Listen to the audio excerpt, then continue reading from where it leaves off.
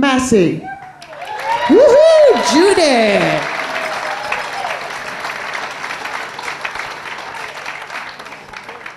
Hello, everybody. Now you can see I'm able-bodied. But do you know that if you use a walking stick, you are invisible? My daughter and her children and I went to one of the theme parks to the north of here, and if I have to walk a great distance, I take a walking stick. And we went on different things, and then we came to this thing which is gondolas on water of some sort. And there was, you know, a dolly bird helping you on and helping everybody on. And she turned to my daughter and said, "Can she manage this?" Well, I got my stick and I pushed her and I said, "Can you manage this, love?"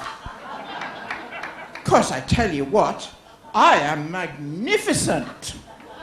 At least that's what our belly dancing teacher told us. I was in Newcastle and this lady came to teach us belly dancing, and she was large and magnificent and flamboyant and festooned with beads and veils, and we all learnt to do our wiggles and all the sorts of things you do. And it was a Sunday that the lessons were on. So I thought, well, I'm on Aussie now, you go in costume, don't you? So I have a little top here, and a bare midriff, and a skirt with slits up the side and thongs, because you do it in your bare feet, but you need the thongs to drive the car. And I drove in, and I learnt what I was supposed to do, and then I drove home, and I got just near the Energy Stadium when the Knights game was finishing. And I got a puncture, didn't I? And I had to get out of the car, didn't I? But I didn't have any trouble at all with the puncture. So the moral of the story is, if you want plenty of help fixing a puncture, learn belly dancing, obviously.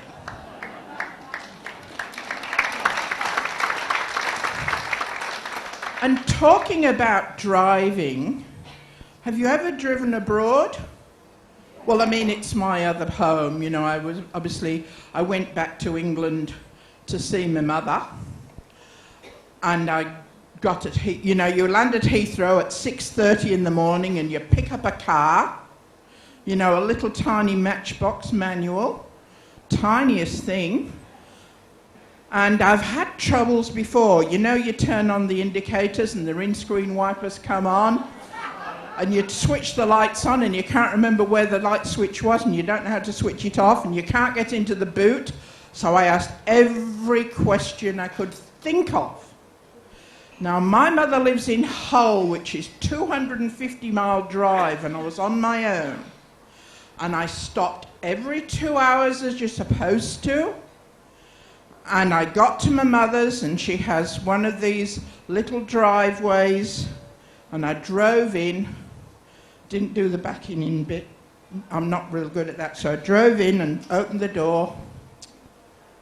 Couldn't get out the car. So I thought, well, better back up.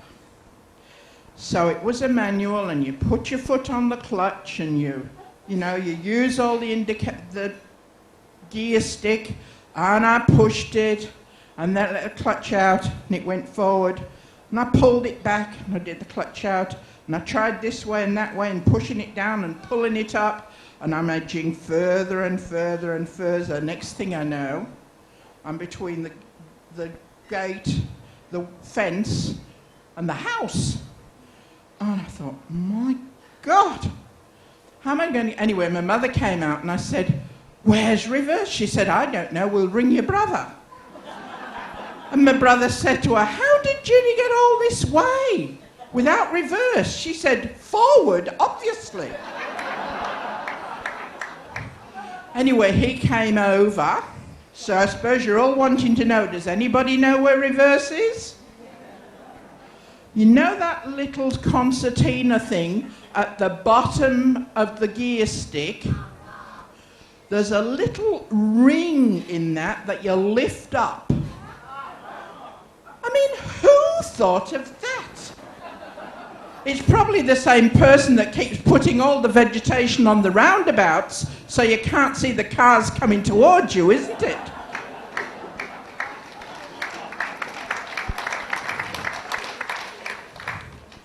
And I also have children. Adult children they are now, and when they were young adults, why do they want to use the word F this and F that? And it doesn't matter which sort of job they've got, whether they're a good, a fancy one or a lowly one or whatever. Anyway, we were all having tea one day, and my young adult children were there. And it was F this and F that. And I thought, I am sick of this. I really can't put up with this, so I said to them, I wish you'd all fucking well shut up. And they went, Mom! Mom! And they're laughing because they know it's true. I tell you what, never heard it again. Never heard it again. But I've moved up here and I have a good time, but the only trouble is there's a great shortage of men in our age group. A great shortage of men. And the ones that are, I think they're worried about girl germs, they're still worried about girl germs. But the Japanese have solved it. You can buy a bob. Battery operated boyfriend. Oh yes, you can buy one. You can give it a name, you can take it on dates. It won't get a headache. If I get one, I won't have to worry about being pregnant. It's cheaper than sending for a mail order husband. And I tell you what, he won't spend his time at the pub, will he? Thank you. A big hand for Judy!